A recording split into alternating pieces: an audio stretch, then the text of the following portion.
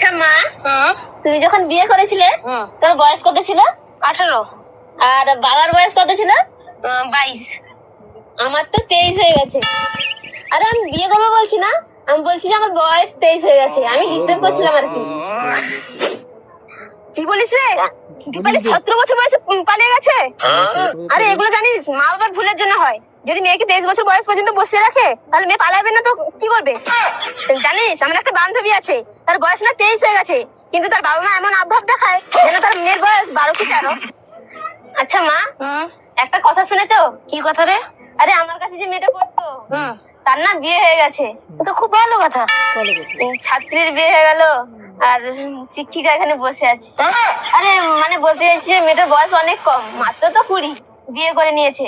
আর আমার বয়স 23 হয়ে গেছে। ও আর জানো মা, অমিত কাকুর মেয়েকে না কালকে দেখতে এসেছিল। কখন রে? কালকে বিকেলে এসেছিল। ছেলেটার ঘর থেকে না মা 2001 টাকা দিয়েছে।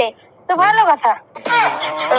দেখো মা, তার যখন বয়স 15 ছিল না তখন থেকে তার জন্য ছেলে রেখে রেখেছে। আর 1900-তে দিয়ে দিচ্ছে বাড়ি থেকে। কত ভালো বলো মা? হ্যাঁ ভালো। তুই এক কাজ কর, তুই গিয়ে জলটা ভরে আন, আমি মানে ভাতটা বসাই। আমি তো এই পৃথিবীতে আছি জল ভরার জন্য না। আমি যে কি বলতে যাচ্ছি সেটা তো বুঝতে পারছো না তুমি। কি হয়েছে কি তোর? কিছু না। হ্যালো গুগল, আমি না বিয়ে করতে চাই। আমার বাবা মাকে কি করে বোঝাবো একটু বলে দাও না।